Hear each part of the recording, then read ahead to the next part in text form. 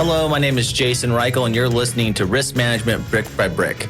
I'm fascinated with people who are helping build and maintain the physical world around us.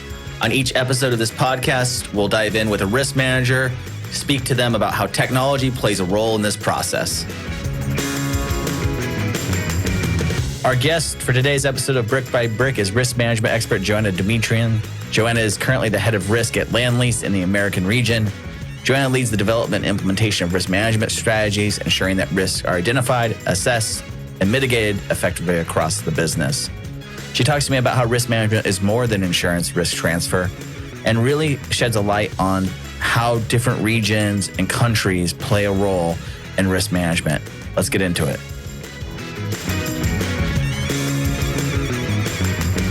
Hello, thank you for joining me on Brick by Brick.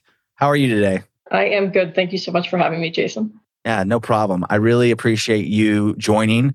One of the things that have become apparent in each episode that I do, that risk management is broader than just insurance buying or contractual risk transfer, which is an important element of risk management. But I really wanted to have you on the show when you were presented to me because you do more on the corporate governance side of risk management.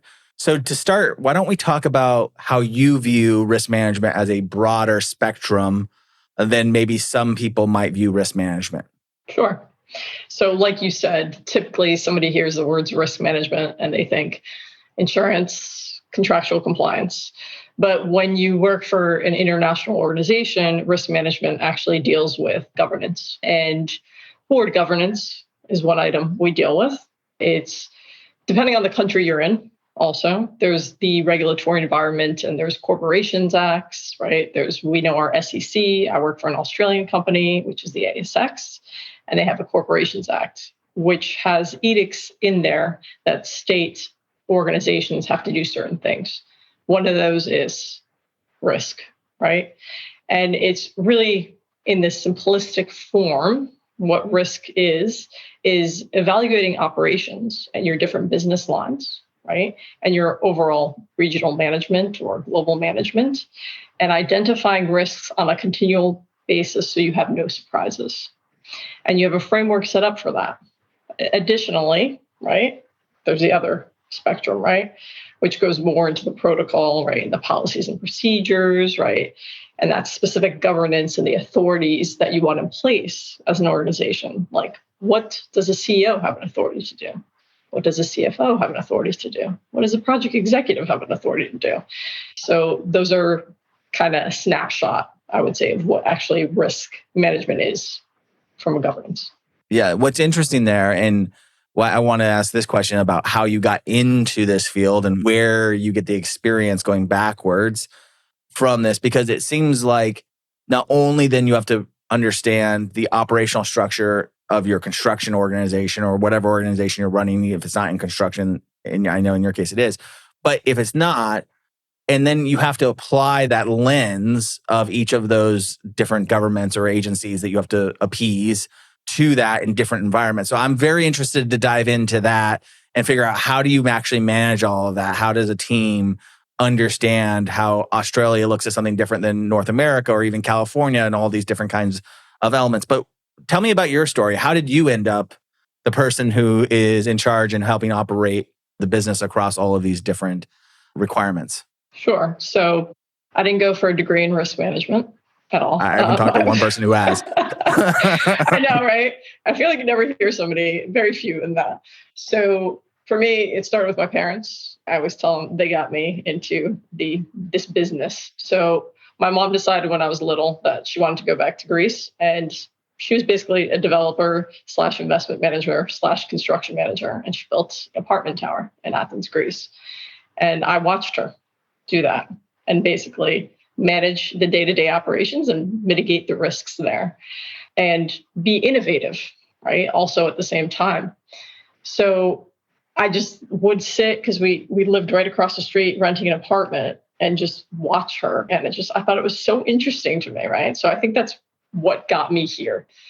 Fast forward, I go to school. I'm thinking that, I kind of want to be pre-med, right? I like caring for people, helping out.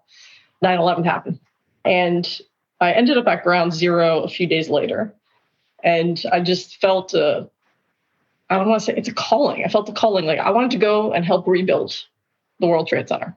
Yeah. So I applied to the Port Authority and to Lend Lease, who was working on the memorial at the time. And I got to go to Lend Lease. And I started out in the construction field in New York City, helped build the memorial, which is a very proud moment. And from there, just jumped around because I was interested in operations, right? So that's from the childhood aspect. So I moved around, insurance, and then stumbled into risk, right? Yeah. That is such a powerful story. It does seem to be an interest, a curiosity that's the common thread between people in the risk world that I've spoken to on this, and how it ties to like the physical environments that we're in, right? That the curiosity of how did that get built? Who does that work? What is the way that it's done and processed, right? And then ultimately, then how does someone actually go into, in the case of the 9/11 memorial, pay tribute to something that is very emotional for a lot of people and important to a lot of people? I think that's a really interesting way to find yourself here in a very natural way. When you think about your approach or Lend Lease's approach to risk management and their values and goals, how important or how much should governance of your risk program be tied to sort of the values and goals of an organization? Heavily tied, right, is the best way. And what's that look like? How do you manage what the values and goals of an organization are? And then how does that trickle down into how you actually operate on a day-to-day basis? So for us, it starts from our purpose, which is to create the best places where communities thrive. So you take that right there, that purpose, and everything then feeds into it within our values and our pillars, right? Respect, trust, diversity, inclusion. So in our world, I would say it is ingrained in us. It's in our DNA. We understand that we are here to provide a positive legacy for generations to come. And I'm not trying to sound corny, but for several years before even sustainability and the environment were topics of discussion, what I like to say, now they're the hot terms, right? Our founder stated that we had to contribute more to society than just straight economics, that we had to leave a legacy from a people perspective and from an environmental perspective. So that's then ties us into understanding from a risk perspective, looking at the risks and opportunities in every deal that we do. And everybody knows it's crazy to say it that way, but it literally is ingrained in our DNA. It's everyday conversation. Yeah, I think that's so powerful. And you mentioned, it was before these things became corporate initiatives across the board and stuff. And I know that we probably have people who run construction companies on the smaller end who are who might listen to that and go like, oh, that's bullshit or that's not real. But do you think that having those values does provide some de-risking or some value to the actual structures that are built because of diversity or because of sustainability? Does it allow your projects to both be economically more feasible, but also help build like a differentiator in the way that you might be selected to do the work in the first place? Like, does it actually lead to real new opportunities for the organization to be value driven? All the time. Like every single day. I've been there 15 years. We are innovative in our approaches and providing solutions and thinking from a risk and opportunity lens. And I like to say risk and opportunity because everybody wants to focus on risk, right? Yeah. But it also is risk and opportunity. What can we do to work collaboratively, whether it be clients, whether it be governments, whether it be communities, to achieve what they need? Because ultimately that's what it comes down to, right? Yeah. It's not a check the box exercise for us. Yeah, just having the building built, even as a further example, it doesn't mean leaving a legacy behind. It's just a building if the community isn't involved and if you haven't brought in all of those other aspects that you're talking about that really make it lasting, make it a place that people want to be and want to interact with and feel proud of in their own, right? I mean, I think that one of the hard things is because you guys are so global as an organization and you have very, I would say, community-driven values. How do you demonstrate that at a community level when obviously they're aware of the footprint of the business, going into these communities and building these things in the first place? So I feel like our communication approach is there's continual communication at different levels, right? So it's not like a typical hierarchical organization. So we have different forums where we have check-ins from a project level that goes then to business unit level, that then goes regional, that then goes global, and that's on a continuous basis.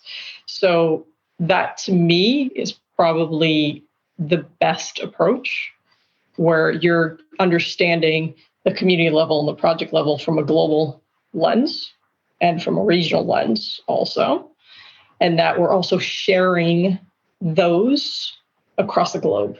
So people across our organization understand what we are doing in New York, right? Here, like geothermal, that's something new. This is what we're doing here. So that's consistently communication, I think, is one of our key advantages. Sometimes they say we over communicate, but I say no. It's better over communicate than under communicate.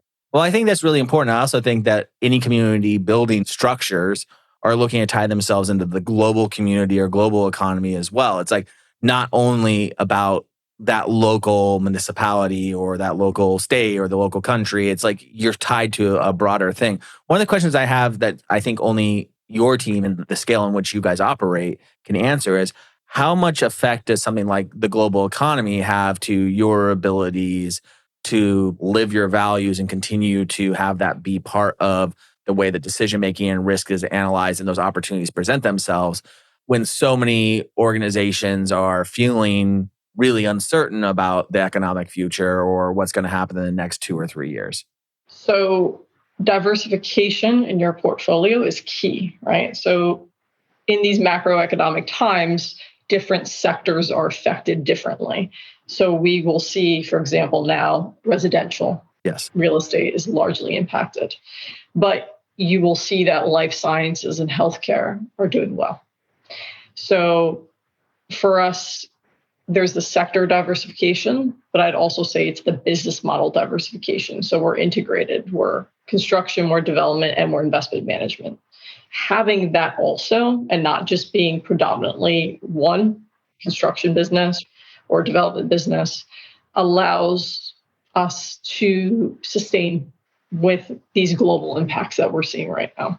Yeah, that's really interesting because it's a way of de-risking and taking advantage of where the opportunities are right now while maintaining the other elements of the business for when the later opportunities open up in those other areas of the business, which makes a lot of sense. Because you want to take that risk, right? Right. So it's like you want to make sure so you have that, what I call the safety aspect of it, but then you can actually still take risk. Because for now, people think in this environment, it's risky, but this is when you actually take up the opportunity. This is when you make that jump. Right. It's what hopefully you've been building a good portfolio for in order to be able to have the advantage to take the opportunity in the marketplace.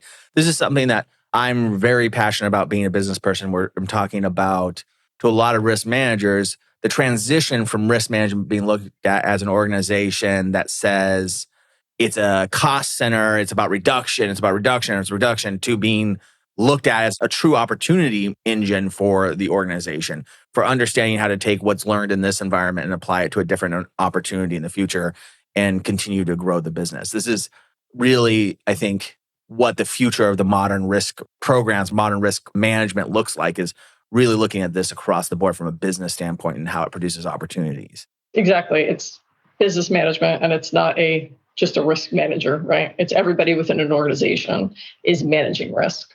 How do you, or what suggestions do you have, since you seem to have a lot of experience communicating across an organization? What are your key kind of communication principles? How do you make sure that the project manager on a project is hearing appropriately what you're trying to communicate, as well as the executive? Like, how do you communicate in those levels when you're making decisions or when you're evaluating? What are your frameworks? What are some of the ways that you do that work? I think you always have to look at your stakeholder and evaluate from their perspective. So if I'm looking at a project level risk versus a global enterprise risk, right, versus regional risk versus, business unit risk, I always have to see where that person is coming from and understand it and listen That's my biggest thing. Again, it's not a check the box exercise. It's listening and understanding what people are dealing with and how to help them. Or what are they doing really well that we should be replicating? Right. I think that scope is really important, like the scope, the lens at which you need to communicate, and then how do you communicate it in a way that they understand and not as in a way that, again, feels like it's preventing them from doing their job at hand, which they also have pride and care about getting done successfully and on time and on budget too, because I know that's the pressure that everyone in the organization feels from top to bottom. Yes. Where do you see technology starting to play an interesting role in your day to day? And where would you like to see technology sort of continue to evolve? I know there's a pool of people now that are saying technology, AI, bad things. Yeah. But I actually see technology as an opportunity. And what people I know have described, right, is that industrial revolution 4.0, where you start seeing certain roles, yes, will be obsolete because they will be replaced with technology. But then those people can progress in their capabilities and skills and move up. And that's what we want as a society, right? So that's where ultimately technology, I think, is helping us from a risk management perspective, because it can get rid of the mundane routine tasks and allow more efficiencies there, productivity, and allow people to really do the thinking and innovation that we need to solve today's problems, which are multiple at the same time. We have to be mindful, right, that our world is different now. Like, I was just going through a museum for my kids' spring break, and I was looking at the evolution of farming and just, right, how that changed and equipment. And even now look at farming and how technology is helping farming. Right. Yeah. I tend to have the same optimistic view of technology, especially when the technology is really being utilized, like AI and these things, utilized as a tool from within the industry in order to provide value to the industry. I think that coming from technology personally, and then coming into the insurance industry or risk management industry and all of these tangentially related things, a lot of technology comes in and promises to disrupt versus promises to be a tool. And I think that the future of technology in these industries is being a tool and enabling better decision making for the individuals that are responsible. Because technology, we can never really hold accountable, right? We always need to sort of hold a person accountable to something. So I share that it allows us to up-level individuals whose time was taken up. In risk, one of the things I've found is the mundane things are the things that as humans we screw up doing because we think we know them so well, right? Where technology runs each process as a unique process and gets the results every single time. It doesn't just bypass it because it thinks it has bias on those things. So I think it's really an interesting time for technology emerging in this industry and in risk management, helping make accurate decisions. You did spend some time in the insurance world and in how data should play a role in that, or how data should be used. We're seeing an interesting thing happen right now with the data in the insurance world where you can actually bring your compliant data. So here's our contracts. Here's like all the COIs I tracked for this year to make sure that they were compliant. I would like a discount in my insurance this year, utilizing technology to actually get better deals for the organization with the underwriters and other people like that, when in the past, these hadn't been really utilized in that way to actually create business value, I think. So I think it's a real interesting time. My last question for you is around just, you seem to have been on an intentional, although I know this is a narrative, intentional journey since very young. What advice do you have for someone who's starting out in their career or is struggling to find their place in an organization? What's your best business advice that you would give to someone, or life advice you would give to someone in order to find themselves in the right role at the right company in their future? Get comfortable being uncomfortable. That's a good one. So let me unpack that. So it just means that being uncomfortable is a state of life that you must be in order for change to occur. Is that what you mean by that? Correct. And coming from, I know the risk person saying this, but you take risk. And the other one I use is leap and the net will appear. So if you're comfortable, sometimes that means you're not learning. If you're uncomfortable, you're being challenged, that means you're learning and you're evolving. Do you think that advice, living by it and truly, because this is one of my favorite parts of the show, it's like sometimes things sound like platitudes until you really unpack them and you realize how valuable they actually are to live. Does that mean that these things that are presented to you that cause pain help us build a netting, like I always call it a durability test, of what we know, of what we don't know? Was my knowledge able to contain this thing, or did it rip a hole in my net? And then I have to recompile a new net based on new information and new inputs. And that becomes a normal part of your growth mindset, so to speak. Is that, I guess that's probably pretty challenging when you're going into all these different regions with different requirements, all of these things changing all the time. You're like, I feel like your job must always be evolving. It's a moving target. All the time. You have to be agile, right? So that's kind of what it packs down to, right? You have to be agile, and that's how you become resilient. I love that. Resilience is the key to the game. I had a career coach once, and he was talking to me, and he wrote a New York Times bestseller that said the number one predictor of someone's success is their ability to be resilient or not. Like, no other traits actually matter. It's resilience. That's the number one trait of successful people. And they all got it in different ways, right? And I definitely prescribe to yours, which is get comfortable being uncomfortable. Do the thing that you're afraid to do first when you wake up in the morning, because you'll find that the rest of the day goes by a lot smoother once that thing is off your plate and you realize that you're capable of doing those things. Yeah, or don't talk yourself out of it, right? Yeah, don't let it be too mental. Like, oh, I can't do that. I can't do this. No, let me try. I really appreciate you joining Brick by Brick. I think that your insight into where technology is going, your way of looking at risk in a broader context will be inspiring to people. I really appreciate you taking the time. Thank you very much. Anytime, day by day, right? All right, peace. Thank you. Thanks so much. Risk Management Brick by Brick is brought to you by TrustLayer. Find out how TrustLayer manages risk so that the people can build the physical world around us. Head over to trustlayer.io. And then make sure to subscribe to Risk Management Brick by Brick on Apple Podcasts, Spotify, or wherever you get your podcasts. On behalf of the TrustLayer team, thank you for listening.